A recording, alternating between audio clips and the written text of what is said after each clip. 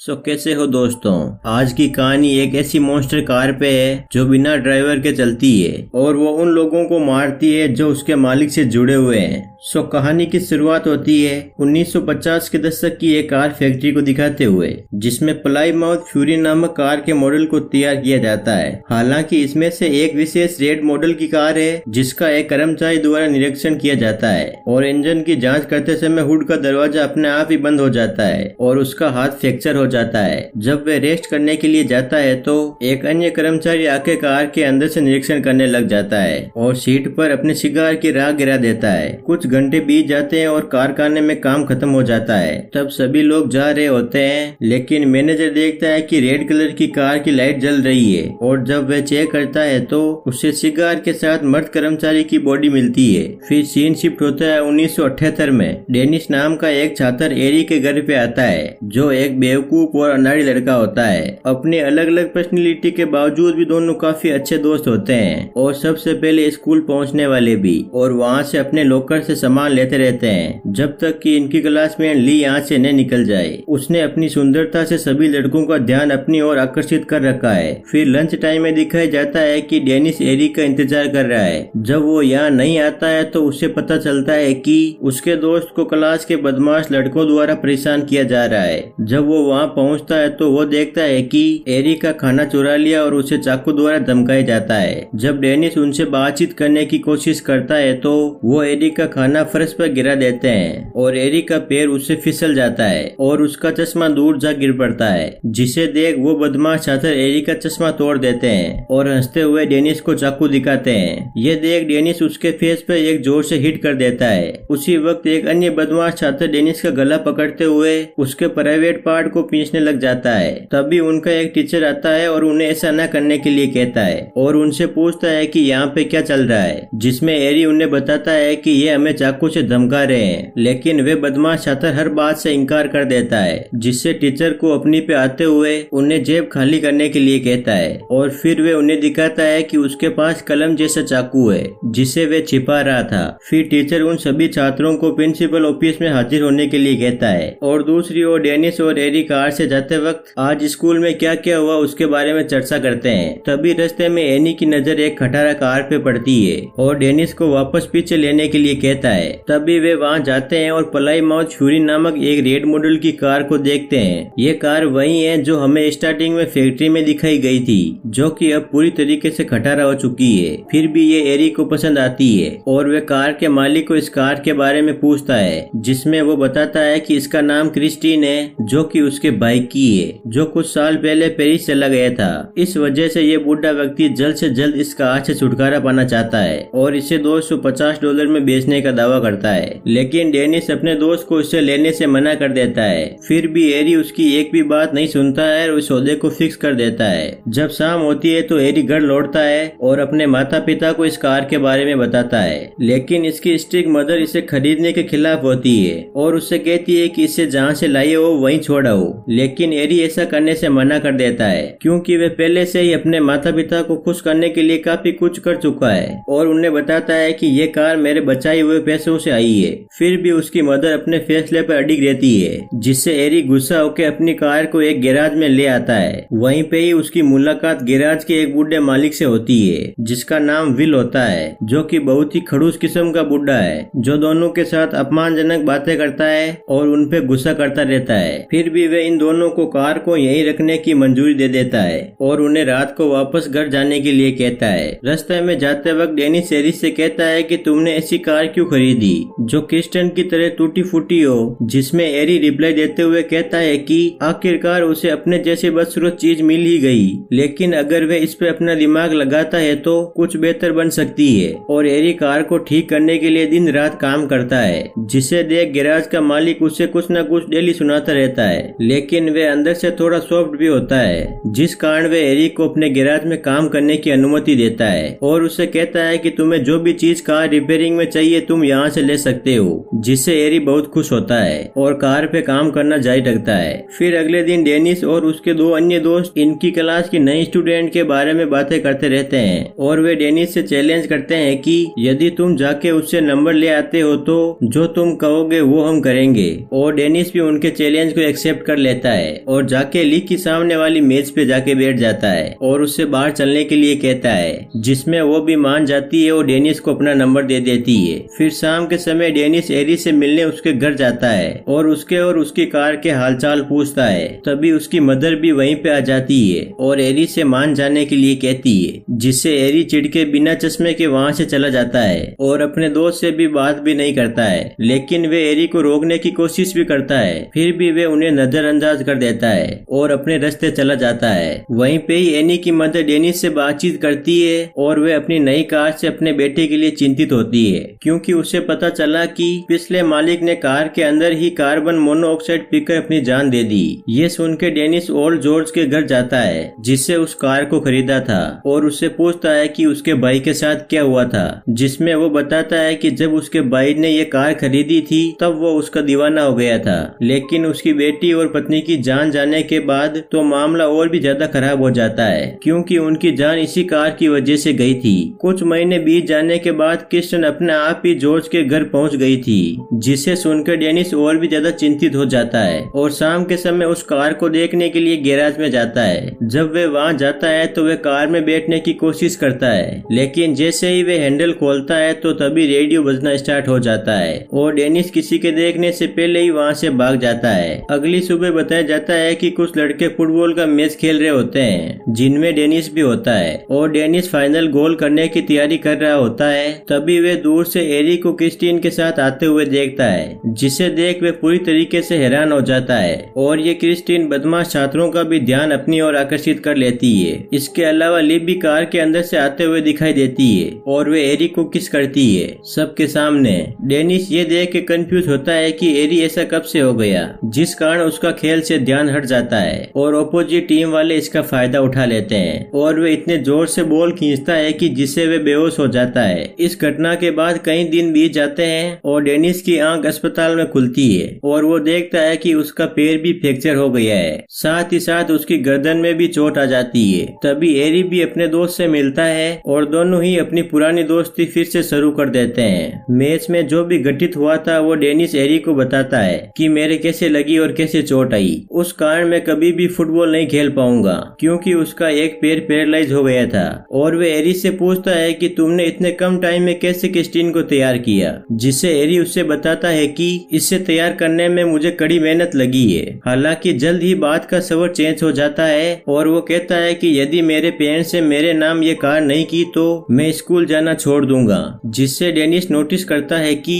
उसके दोस्त ने अपनी पर्सनैलिटी को बहुत बदल लिया है और उसके अंदर कुछ बुरापन आ रहा है। फिर एरी डेनिस को बाय कहता है और वहाँ से चला जाता है। फिर शाम होती है और वो ली को ड्राइव करके मूवी दिखाने ले जाता है, जिस कारण वे आधे रास्ते में ही रोमांस करना स्टार्ट कर देते हैं। लेकिन सब कुछ थोड़ा जल्दी बढ़ने लगता है तो ली बाहर आ जाती है और एरी भी उसके पीछे पीछे आ जाता है, जिससे ली उससे कहती है कि वे इन पलों को कार में नहीं बिताना चाहती है, जिस कारण इन दोनों में बहस छिड़ जाती है, क्योंकि एरी अपनी कार क्रिस्टीन से बहुत ही ज्यादा लव करता है और वो नहीं चाहता है कि कोई क्रिस्टीन के बारे में बुरा भला कहे। तभी बारिश शुरू हो जाती है और वो जबरदस्ती ही ली को कार में बैठा देता है, लेकिन वे जैसे ही अंदर आती है तो विंड शील्ड खराब हो जाता है और एरी उसे ठीक करने के लिए बाहर जाता है। तभी ली कुछ खाने के लिए लेती है। उसी वक्त रेडियो अपने आप ही बजना स्टार्ट हो जाता है और डैशबोर्ड में से तेज रोशनी निकलती है। तभी ली अपने आप को कुछ बीमार महसूस करती है, जिससे कि उसका दम घुटने लगता है, जिसे देख एरी तुरंत दौड़ आता है और उसकी मदद करने की कोशिश में लग जाता है। लेकिन तभी कार के शीशे बंद हो जाते हैं और कार अंदर से लॉक हो जाती है, जिससे एरी परेशान हो जाता है और किसी भी तरह दरवाजे को खोलने की कोशिश करता है, लेकिन दुर्भाग्य से कोई फायदा नहीं होता है और ली पहले से ही सांस रोक चुकी होती है। तभी पास जा रहा कोई दूसरा ड्राइवर आके शीशे को तोड़ देता है, जिसे तोड़ते देख तुरंत एरी दौड़ आता है और उस ड्राइवर से लड़ने लग जाता है। तभी वो बताता है कि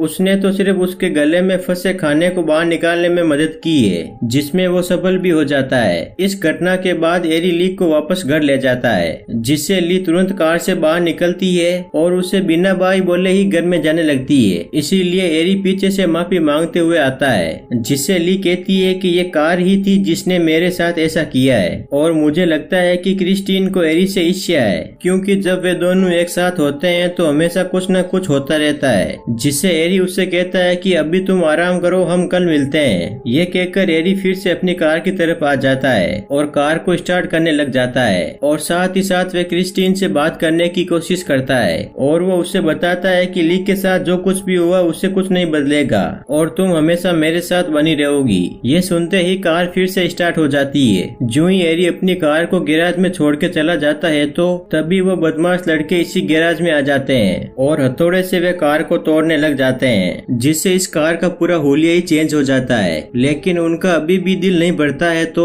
वे कार की सीटों को तोड़ने लग जाते हैं और रेडियो को भी नष्ट कर देते हैं। अगले दिन एरी और ली ने आपस में सलाह कर लिया और एक साथ गैराज में आते हैं। तब वे अपनी कार को देखते हैं तो एरी तो पूरा शॉक्ड हो जाता है और देखता है कि क्रिस्टीन पूरी तरीके से नष्ट हो चुकी है, जिससे ली उससे पूछती है कि ये किसने किया है। ये सुनते ही एरी अपने गुस्से को काबू में नहीं रख पाता है और ली को डांटते हुए यहाँ से जाने के लिए कहता है। फिर शाम के समय खाना खाते वक्त वे अपने माता पिता को बताता है कि आज क्रिस्टीन के साथ क्या हुआ था और वे ये सुन के एरी को दिलासा देते हैं कि उसे एक नई कार खरीद के देंगे। हालांकि इससे एरी और भी ज्यादा गुस्सा हो जाता है, क्योंकि वे जानता है कि उसके माता पिता ने कभी भी क्रिस्टीन को पसंद नहीं किया था।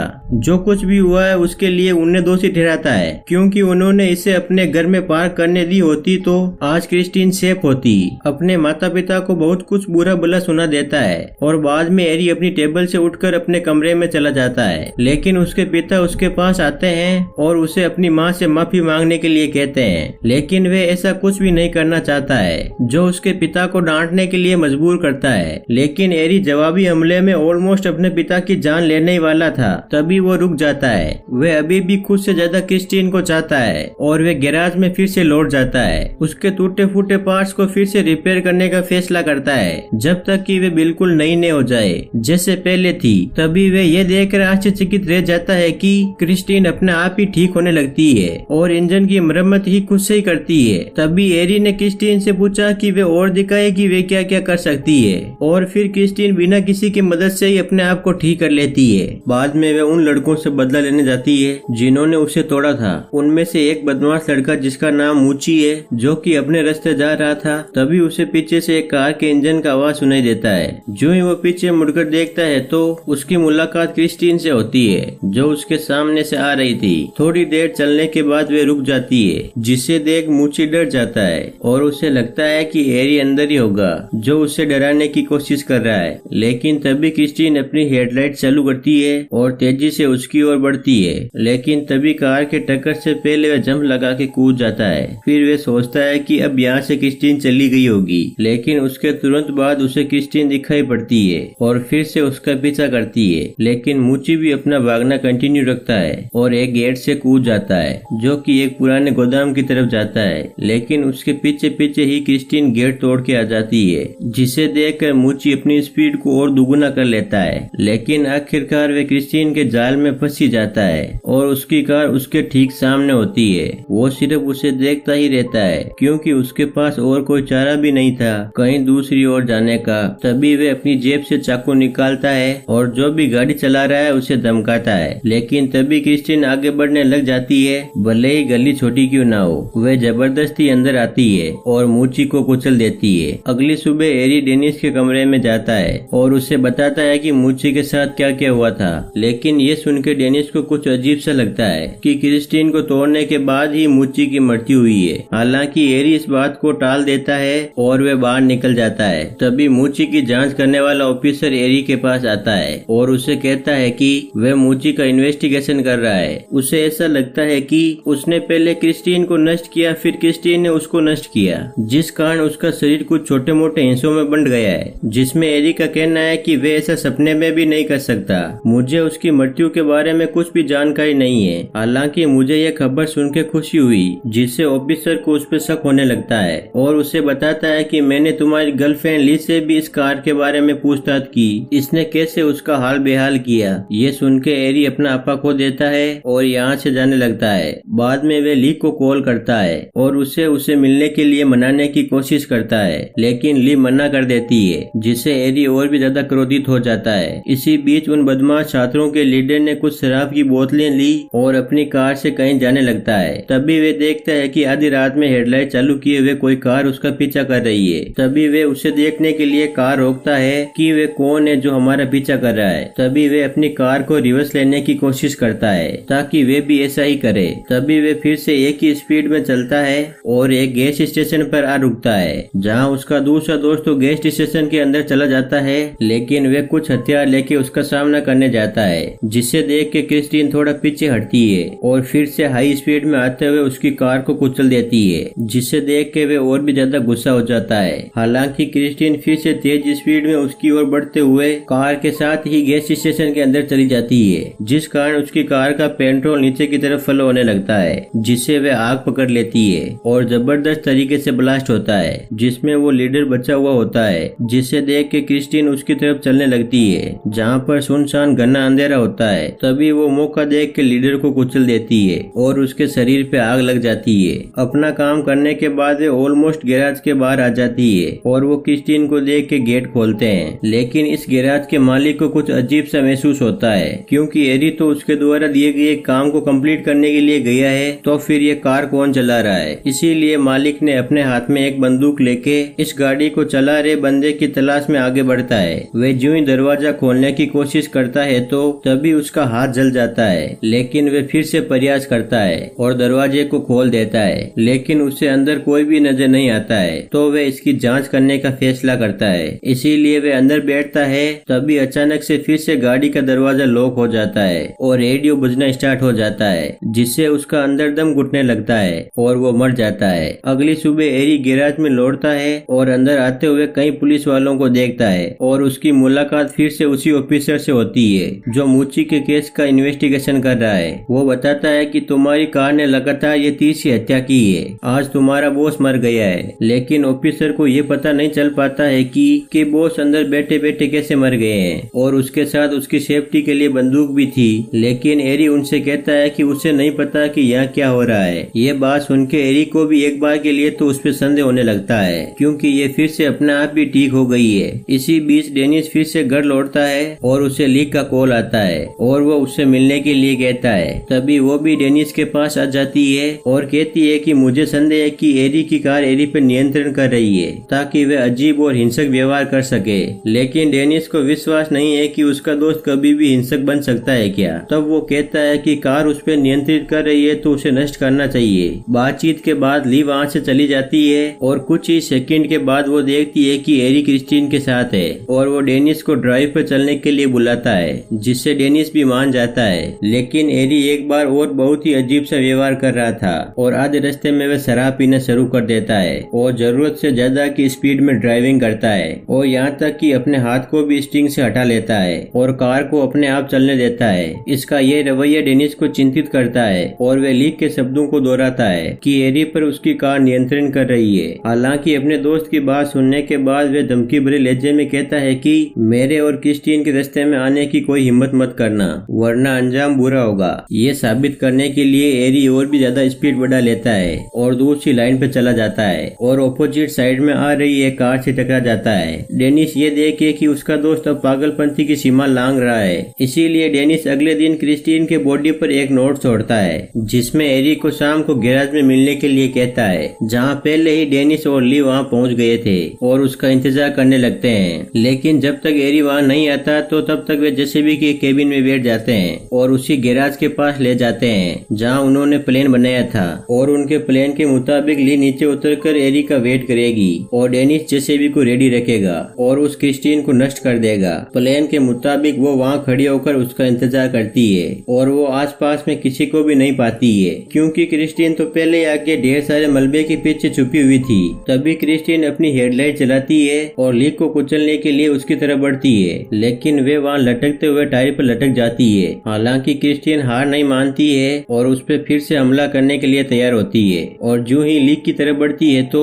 उसके सामने कुछ आने के कारण वे उसे पार नहीं कर पाती है, जिस कारण क्रिस्टीन फिर से पीछे हट जाती है। वर्कशॉप के दूसरी ओर जब डेनियस जेसेबी को विपरीत दिशा में ले आता है तो क्रिस्टीन और जेसेबी एक दूसरे के आमने सामने होते हैं और डेनियस को पता चलता है कि क्रिस्टीन अकेली गाड़ी नहीं चला रही है बल्कि एरी की मदद से चलवा रही है। लेकिन फिर से कार स्टार्ट हो जाती है और अपनी हेडलाइट चालू करती है और तुरंत खुद को ही ठीक कर लेती है, जिससे परिस्थिति और ही ज्यादा खराब हो जाती है क्योंकि जेसेबी अचानक से बंद हो जाती है और डेनिस बहुत प्रयास करता है इसे चालू करने का, लेकिन वो नहीं हो पाती है। और दूसरी तरफ क्रिस्टीन ली पर हमला करने जाती है लेकिन वो उसे मार नहीं पाती है और वो फिर से टकरा जाती है, जिस कारण एरी अगले मिरर से बाहर आ जाता है, जिसे देखने के लिए ली एरी के पास जाती है। तभी एरी ने छलांग लगाकर उसे डरा दिया और उसे आश्चर्यचकित कर दिया। हालांकि उसका शरीर कांच के टुकड़ों में से एक से घातक रूप से घायल हो गया, फिर भी वह अपनी कार के पास जाना चाहता है लेकिन उसकी चोट की वजह से वह जा नहीं पाता है। तभी क्रिस्टीन फिर से बदला लेने के लिए पीछे मुड़ती है तो ली वहाँ से उठकर चली जाती है और क्रिस्टीन खंबे से टकरा जाती है और डेनिस इस मौके का फायदा उठाकर फिर से जेसेबी को स्टार्ट कर लेता है और वे क्रिस्टीन पे मार देता है, लेकिन वे फिर भी जेसेबी का सामना करती है और डेनिस कैसे भी करके जेसेबी को उसके ऊपर ही चढ़ा देता है, जिससे उसकी शक्ति कम हो जाती है और वे निष्क्रिय हो जाती है और डेनिस और ली आपस में गले मिलते हैं अपनी जीत के लिए। लेकिन तभी क्रिस्टीन फिर से सक्रिय हो जाती है और एक बार फिर से अपने आप को ठीक करने लग जाती है। यह देख के डेनिस फिर से उससे पूरी तरीके से कुचल देता है, जिस कारण ये लड़ाई आखिरकार खत्म हो जाती है। अगले दिन फिर से डेनिस और ली एक कबाड़ खाने के बीच ऊंची ऑफिसर से मिलते हैं, जहां वे पाते हैं कि अब क्रिस्टीन का पुर्जा